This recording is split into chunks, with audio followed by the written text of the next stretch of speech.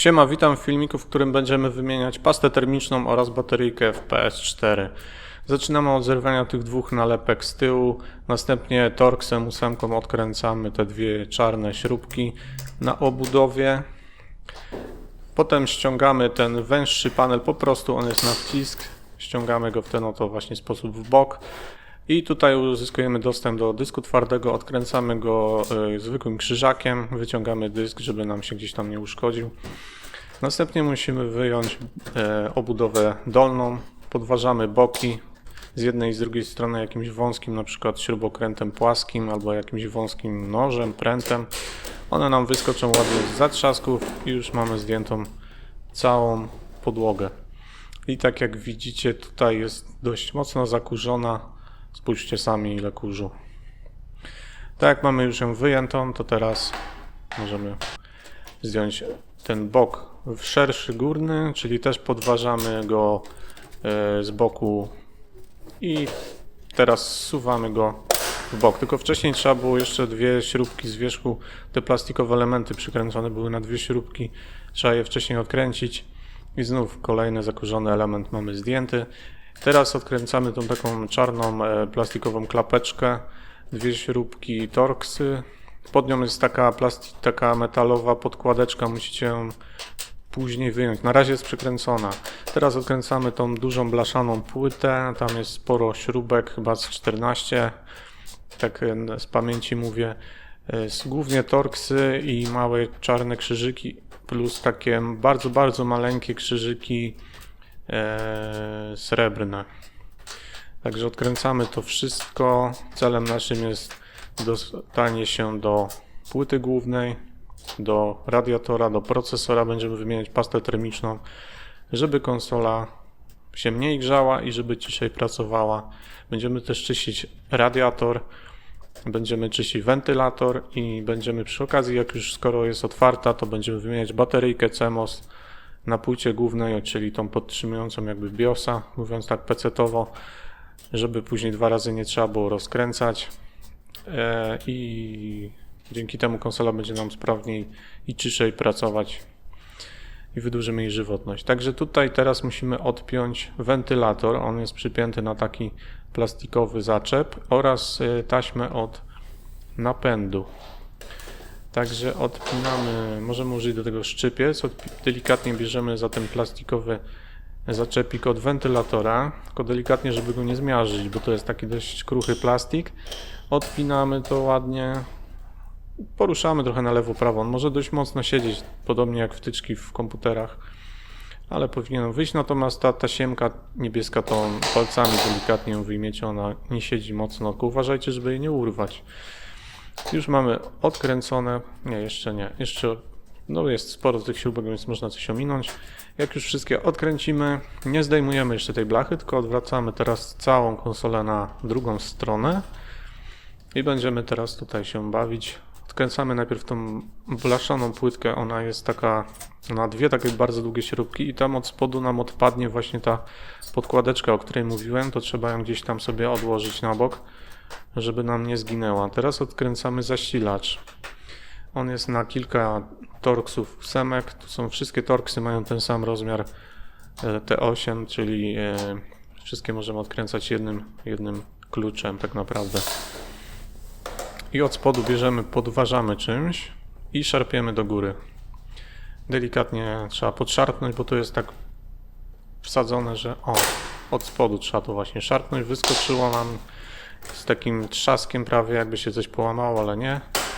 Wszystko jest ok. Teraz wyciągamy zasilacz delikatnie, bo on tu jest przypięty.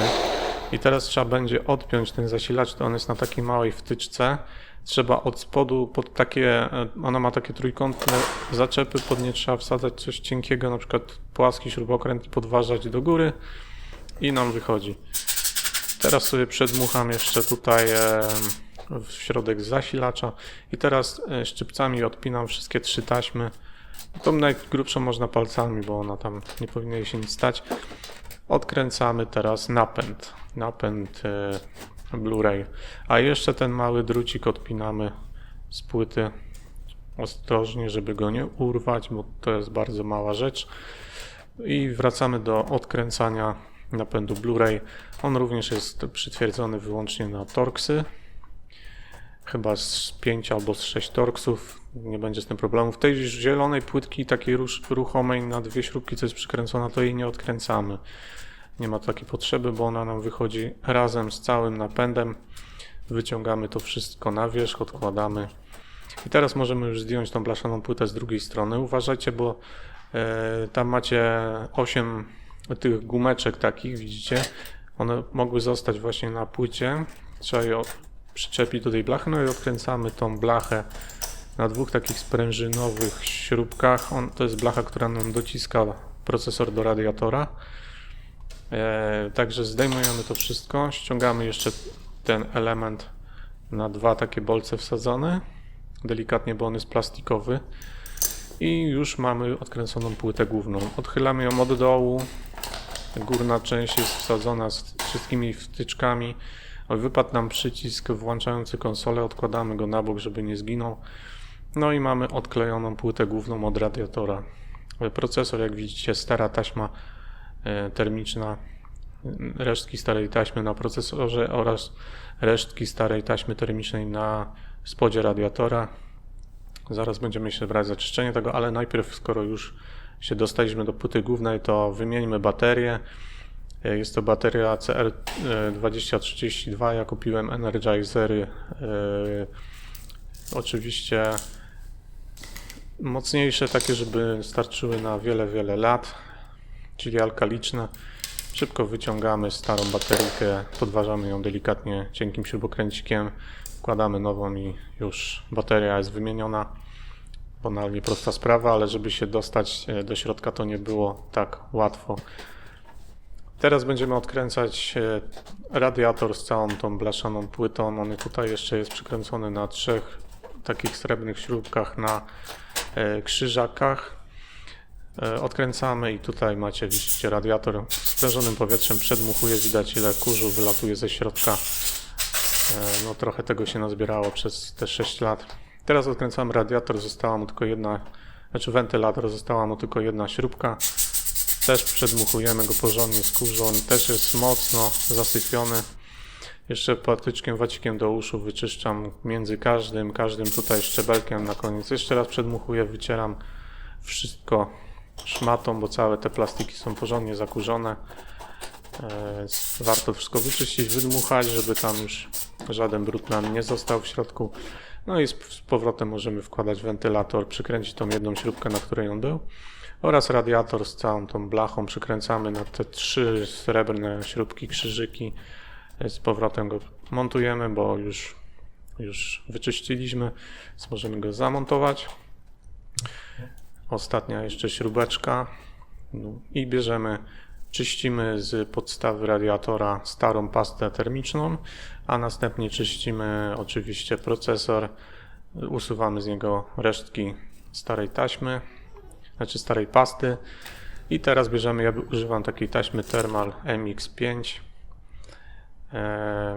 Używam jej również w PC-cie, ma dobre opinie, także nakładamy trochę i rozprowadzamy szpatułką po całym procesorze, żeby nie było za grubo też, bo za dużo to niezdrowo.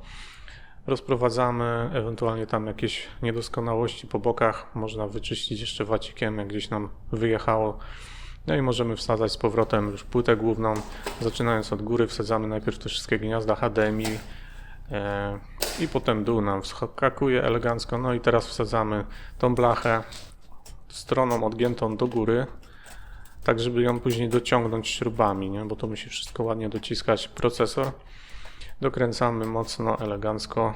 Teraz zakładamy tą dużą blachę i tu znowu będzie dużo dokręcania, tylko pamiętamy jeszcze, żeby przypiąć wentylator na ten biały zatrzask, dopchnąć ładnie, żeby na pewno siedział. Wsadzamy też włącznik konsoli.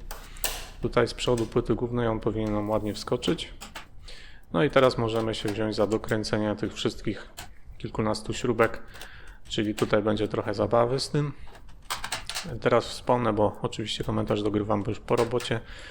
Konsola działa po zrobieniu znacznie ciszej, szczególnie jak się uruchamia bez obciążenia, czyli Zanim się włączy jakąś grę, to działa tak cicho, że praktycznie w ogóle jej nie słychać. Dopiero włączymy grę, to tam jakiś szum oczywiście jest słyszalny, ale jest nieporównywalnie ciszej teraz niż przed wymianą tej taśmy i przed tej pasty i przed czyszczeniem, także jest zdecydowanie lepiej. Także operacja jest, no wydaje się skomplikowana, bo jest trochę tego rozbierania tutaj, ale jeżeli zrobimy wszystko ostrożnie, to nie powinno się nam nic stać z konsolą. Także naprawdę warta świeczki robota, bo konsola też na pewno wydłuża swoją żywotność, dzięki temu nie będzie się tak grzała, więc dłużej podziała. Teraz wkładamy tą taką siatkę, taką blaszkę siatkowaną, ona jest na 4 śrubki, jednego Torxa tego większego, jedną czarną tą na krzyżak i 2 srebrne na krzyżak. Także tam każda śrubka inaczej. Dokręcamy. Jedna, druga, trzecia, czwarta i kontynuujemy dalej dokręcanie. To jest najwięcej roboty właśnie z tym elementem, bo to nam wszystko trzyma płytę główną, także jest tutaj najwięcej zdecydowanie dokręcania. I teraz wkładamy tą podkładeczkę tutaj, o której mówiłem wcześniej, żeby ją sobie nie zgubić. I przykrywamy ją tym oto właśnie plastikiem i teraz bierzemy 2 śrubki i jep, dokręcamy byle szybciej. I mamy już złożone. I teraz wkładamy z powrotem napęd Blu-ray, tą tasiemkę cieniutką przekładamy tam, bo ona musi przejść na drugą stronę. Tutaj zaczynamy od wpięcia najpierw tego drucika, on musi przejść pod takim najpierw tutaj na dole haczykiem.